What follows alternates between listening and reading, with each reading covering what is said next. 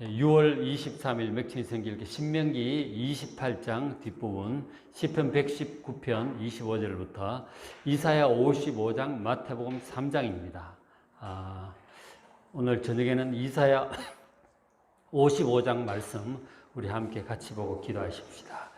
이사야 55장에는 우리의 인간적인 짧은 생각을 버리고 하나님께로 나오라.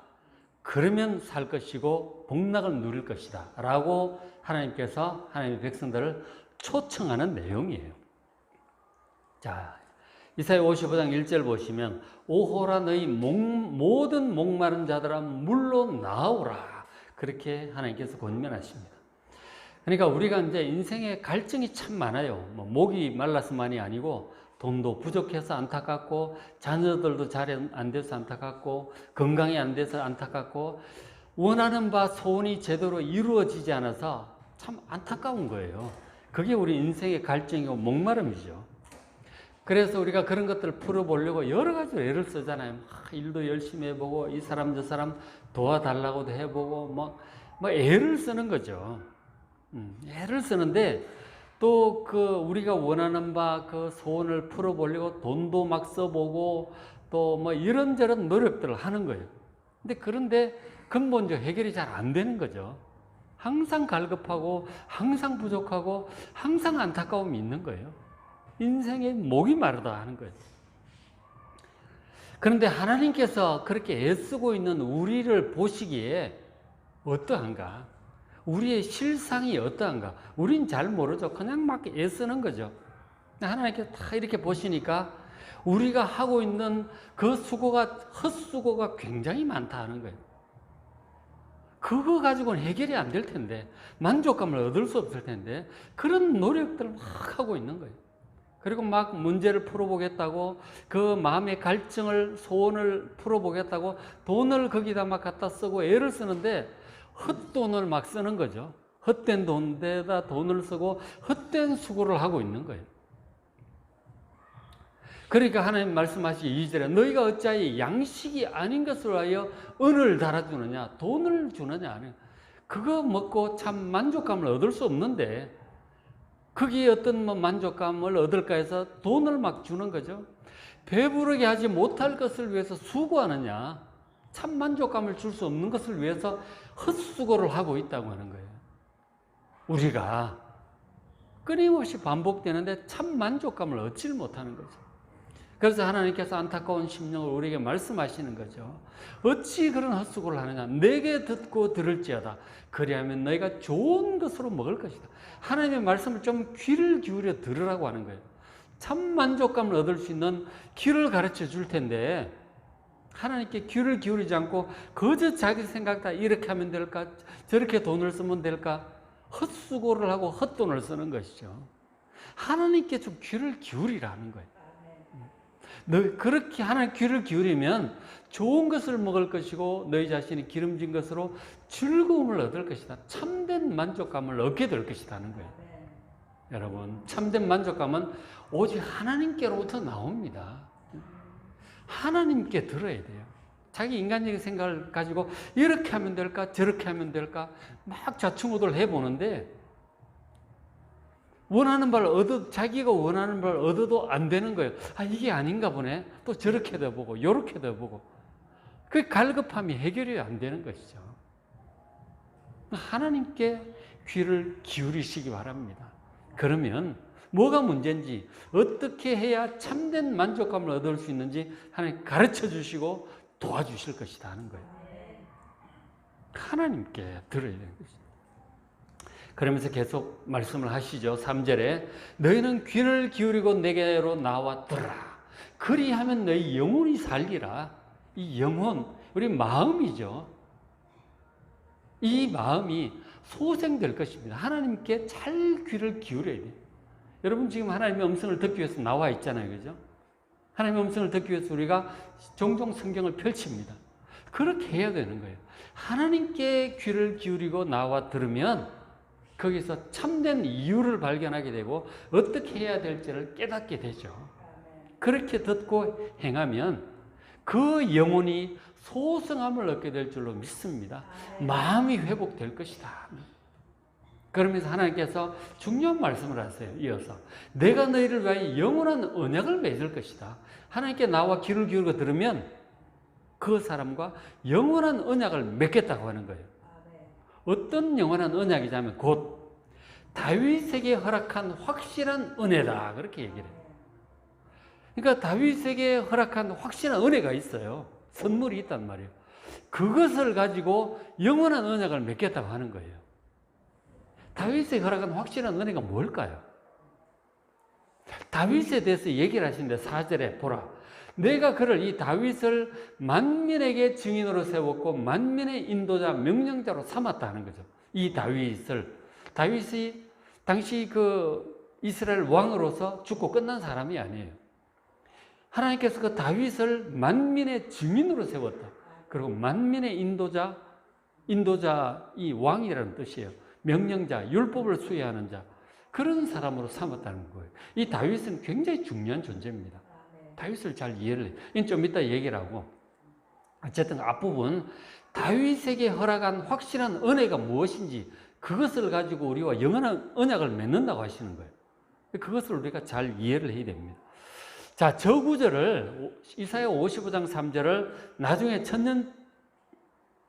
700년쯤 지나서 사도 바울이 예수님의 부활에 대해서 이 복음을 전할 때 이렇게 인용을 해요. 저 구절을. 사도행전 13장 34절인데 13장은 사도 바울이 이제 1차 전도 여행 시작하면서 첫 설교하는 그런 내용입니다. 그 예수 부활을 전하면서 한 거예요. 34절 보시면 또 하나님께서 죽은 자 가운데서 그를 일으키사 예수 그리스도를 살리신 거죠. 다시 썩음을 당하지 아니하게 하실 것. 예수님의 부활에 대해서 가르쳐 이르시기를 하고 그 밑줄 친 부분 내가 다윗의 거룩하고 미쁜 은사를 너에게 주리라. 저게 바로 이사야 55장 3절을 인용한 구절이에요. 저건 이제 약간 번역이 좀 다르죠. 근데 이제 다윗에게 한 그 은사가 선물이고 이제 은혜죠. 그죠? 은혜, 은사, 선물 다 같은 말이에요. 그리고 미분이라고 하는 확실한 그 은혜를 얘기하는 거죠. 미분 은사, 확실한 은혜를 얘기하는 거예요. 다윗에게 허락하신 이 미분 은사, 이 확실한 은혜를 주겠다고 하셨는데 이게 지금 부활에 관한 그 약속이라고 하는 거예요. 그게 지금 부활을 얘기하는 거거든요. 부활을 얘기하는데 이사야 55장 3절을 인용을 하고 있는 거죠. 사도 바울이. 그러면서 35절에 또 다른 시편에 일렀으되 시편 16편에도 하나님께서 다윗에게 하신 말씀이죠. 다윗에게 친히 이제 예수님 부활에 대한 얘기를 하신 거죠. 하나님께서 다윗에게 주의 거룩한 자로 썩음을 당하지 않게 하시리라. 시편 16편에 예수님의 부활에 대해서 하나님께서 다윗에게도 미리 말씀을 하셨고 그리고 이사야에게도 말씀을 하셨어요. 예수님의 부활에 대해서. 예수님의 부활이 우리의 부활과 영생이잖아요. 예수님 부활하셨기 때문에 우리도 부활하고 영생하는 것입니다. 다윗에게 허락하신 이 확실한 은혜, 거룩하고 미쁜 은사, 이것은 부활과 영생의 소망을 얘기하는 것입니다. 이 다윗에게 허락하신 이 은혜 말. 지금 이제 이사야 55장 3절이 이제 그 말씀을 하는 거죠. 그래서 다시 보시면 이사야 55장 3절에 너희는 귀를 기울이고 내게로 나와들라. 하나님께서 우리에게 하실 말씀이 있는데 이 말씀의 핵심적인 내용이 뭐냐면 그걸 잘 들어야 우리 영혼이 이제 살게 되는데 내가 너희를 위하여 영원한 언약을 맺을 것이다. 그것은 뭐냐? 다윗에게 허락한 확실한 은혜, 거룩하고 미쁜 은사를 얘기하는 거죠. 바로 부활과 영생의 소망을 얘기하는 것입니다. 그것을 통해서 우리 영혼이 살고 영생을 얻게 되는 것이죠. 그러면서 이제 다윗을 4절에 보라 내가 그를 다윗을 만민에게 증인으로 세웠다. 그 다윗이 전한 이 말씀들이 만민에게 주어진 이 말씀 하나님 말씀이에요. 시편 16편 부활에 대한 소망 이런 거죠. 또 만민의 인도자와 명령자로 삼았다. 인도자는 말은 이 왕을 얘기하는 거예요. 명령자는 율법 수여자를 얘기하는 것입니다. 어쨌든 만민의 왕이고 만민에게 하나님의 말씀을 주는 분인데 이게 지금 다윗이라고 하잖아요. 그래서 저것이 이제 사실 다윗의 후손 메시아를 가리키고 있는 거예요. 이거 이제 이사야에 보면은 다윗, 예레미야도 다윗을 얘기하는데 장차 오실 다윗에 대해서 얘기를 해요. 바로 다윗의 후손 메시아를 가리키는 거예요. 그 메시아가 만민의 증인이기도 하고 만민의 인도자와 명령자입니다. 그 예수님을 통한 이 구원, 그리고 속죄와 부활과 영생, 예수 구원의 복음을 지금 얘기를 하고 있는 거죠. 하나님께서 지금 이사야 선지자를 통해서 그것을 통해서 영원한 언약을 세우겠다고 하시는 거죠.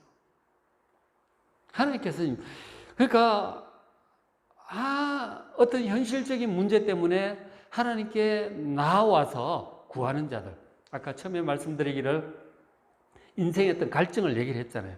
문제가 안 풀리고 이 여러 가지 문제, 사람마다 다 달라요. 문제는 다른데 해결되지 않는 안타까운 문제들이 있는 거죠. 누구는 건강이 해결이 안 되고, 누구는 돈이 해결이 안 되고, 누구는 뭐 가족 관계가 해결이 안 되고, 누구는 애 문제가 해결이 안 되고, 뭐 기타 등등 여러 가지 있는 거죠. 그런 이제 것들을 있어서 하나님께 기도하잖아요. 그게 가난한 심령에 대고 기도하는데, 지금 저 말씀을 이제 1차적으로 적용이 되는 유다 백성들 같은 경우는 바벨론 포로 상황이죠. 그런 상황이 하나님께도 기도하는 거죠. 현실적인 문제 때문에 기도를 하는 거라고. 근데 그 기도를 할 때 그 해결해 보려고 막 이 사람 저 사람 쫓아다니고 애쓰고 수고하고 돈 쓰고 막 이렇게 하는데 하나님께 나오라고 하는 거죠. 그러면 하나님께서 현실적인 문제도 응답해서 도와주시겠지만 또 그런 문제를 통해서 예수님을 만나게 하시는 거예요. 예수님을 만나게 하신다는 거예요. 신약의 이제 요한복음 4장에 보면 그런 장면이 나오는데 사마리아 여인이 나옵니다. 수가성이. 이 여인이 인생의 갈증이 얼마나 심했는지 6번 결혼하고도 실패하잖아요. 그리고 혼자 살고 있는데 정식 결혼도 아니고 또 이제 동거하고 있는 거죠. 인생의 갈증이 막 부끄럽고 막 실패한 인생. 그래서 사람 눈을 피해서 대낮에 물길로 나왔잖아요. 인생의 갈증이 있는 여인이었던 거죠. 예수님께서 그 여인에게 뭐라고 얘기를 하셨어요? 네가 하나님의 선물, 내가 주는 하나님의 선물을 받을진데 그 내가 주는 그 물을 받아 먹으면 그 물이 네 속에서 영생하도록 솟아나는 샘물이 될 거라고 그러셨어요. 갈증이 완전히 해결이 될 거라고 그러셨어요. 예수님께서 우리 인생의 갈증을 완전히 해결시켜 주실 분이 바로 예수님밖에 없음을 믿으시기 바랍니다. 지금 하나님께서 그 말씀을 이사야를 통해서 하고 계시는 거예요. 다윗의 그런 확실한 은혜, 바로 예수 그리스도를 통한 속죄와 부활과 영생의 이 구원을 말씀하고 있는 거예요. 영원한 언약을 세운 것입니다. 이것을 지금 이 바벨론 포로 생활을 하고 있는 백성들에게 하나님께서 약속을 하신 것이죠. 이게 다 통하죠, 그죠? 우리의 인생의 갈증 속에서 사마리아 여인처럼 기도하는 우리가 결국 예수님을 만나야 갈증이 근본적으로 완전히 해결이 된다는 것입니다. 그 속에서 영생하도록 샘물이 솟아날 것입니다. 그러면서 하나님께서 하시는 말씀이 55장, 이사야 55장 9절에 이는 하늘이 땅보다 높음 같이 내 생각이 너희 생각보다 높다 하는 거죠. 우리도 나름대로 어떤 생각을 가지고 이것저것 하잖아요. 인생의 갈증을 해결해 보려고, 문제를 해결해 보려고 이런저런 시도를 합니다. 돈도 쓰고 시간도 쓰고 노력도 하는데 그런 우리의 생각보다 하나님의 생각이 훨씬 높습니다. 최고의 해결책을 가지고 계세요. 그래서 하나님께 나와 귀를 기울이라고 하는 거예요. 혼자 애쓰지 말고. 하나님의 생각은 우리의 생각보다 수준이 훨씬 높습니다. 하늘처럼 높아요. 그러니까 너무 애쓰기 전에 혼자 막 애쓰지 말고 하나님께 나와 구해야 돼요. 이 인생의 갈증을 해결해 달라고 여러분 기도하시기 바랍니다. 그러니까 하나님께 나와 이제 구하면 10절에 보면 이는 하고 얘기를 하죠. 비와 눈이 하늘로부터 내려서 땅을 적셔 소출이 나게 하고 싹이 나게 하고 파종하는 자에게 종자를 주고 양식을 줍니다. 그러니까 하나님이 근데 은혜라고 하는 것은 하늘에서 내리는 비와 눈과 같아요. 이렇게 비가 내리면 그 비가 땅을 적시잖아요. 거기서 곡식과 과일과 이런 것들이 이제 생산이 되죠. 근데 그런 것들이 우리 마음을 기쁘게 하고 하나님 주신 은혜로 우리가 힘을 얻고 양식을 얻고 기름지고 그리고 또 과일도 마시고 기쁘게 되는 거죠. 그러니까 하나님께로부터 오는 은혜가 우리에게 참된 만족감을 주는 것임을 믿으시기 바랍니다. 11절은 내 입에서 나가는 말, 이 하늘에서 내리는 비처럼 하나님 입에서 나오는 이 모든 말씀이 하나님께서 보낸 그 일에 우리를 구원하시고 온전한 만족감에 이르게 하는 그 일에 형통할 것입니다. 어쨌든 하나님의 음성을 들어야 돼요. 은혜를 받아야 되고 그 인도하심을 따라야 되는 거예요. 그래야 참된 만족감을 얻게 될 것이다. 사마리아 여인처럼 그 환경에 좌우되지 않는 영생하도록 솟아나는 샘물이 될 것입니다. 그렇죠. 그러면서 55장 12절에 마지막 이렇게 또 마무리를 하죠. 너희는 기쁨으로 나아가며 평안히 인도함을 받을 것이다. 하나님께 기쁨으로 나아가게 될 것이고 평안이 기쁨과 평안이에요. 하나님의 인도함을 잘 받을 것입니다. 그래서 산들과 언덕들이 너희 앞에 노래를 바라고 들에 모든 나무가 손뼉을 칠 것이다. 그러니까 하나님께 기쁨과 평안함으로 인도함을 받을 거라고 말씀을 하셨어요. 이것이 이제 이 말씀을 처음 듣는 이스라엘 백성들 입장은 이제 바벨론 포로 생활로부터 이제 해결이 되어서 이제 고국으로 돌아가는 것이죠. 포로 생활 끝나는 것입니다. 그것을 이제 1차적으로 말씀을 하고 있고요. 그리고 우리의 어떤 현실적인 문제 해결이기도 하겠죠. 하나님의 은혜로 평안과 기쁨이 주어지고, 그리고 더 나아가서 예수님을 통한 구원이에요. 모든 죄를 용서받고 부활과 영생의 소망이 주어지는 예수님을 통한 구원이기도 하고요. 그리고 저 평안과 기쁨의 완성은 어디입니까? 새하늘과 새 땅이에요. 주님 다시 오시는 종말론적인 그 구원의 완성을 동시에 의미하기도 합니다. 항상 이 이사의 예언은 삼중적이에요. 우리 현실의 어떤 문제 해결과 예수님을 통한 이 속죄와 이 구원의 은혜와 그리고 예수님 재림으로 인한 이 구원의 완성을 전부 다 삼중적으로 얘기를 하고 있어요. 항상 이 세 가지가 동시에 얘기가 되고 있어요. 그래서 그것이 너희 기쁨으로 나아가며 평안히 인도함을 받는다고 하는 것이 그런 뜻을 다 내포하고 있습니다. 그래서 그렇게 될 때 어떻게 되는지 한번 보세요. 산들과 언덕들이 노래를 한다. 잘 보세요. 산이 노래를 하고 언덕이 노래를 해요. 들의 모든 나무가 손뼉을 칠 거래요. 나무들이 손뼉을 치고 13절에 이 잣나무가 가시나무를 대신하여 납니다. 원래 가시나물이 막 있어서 영 쓸모없고 사람만 찔리는 그곳에 잣나무로 변화가 돼요. 이게 뭐 어떻게 된 건지 잘 모르겠어요. 잣나무에는 뭐 청설모도 다니고 아주 고소한 잣이 열리잖아요.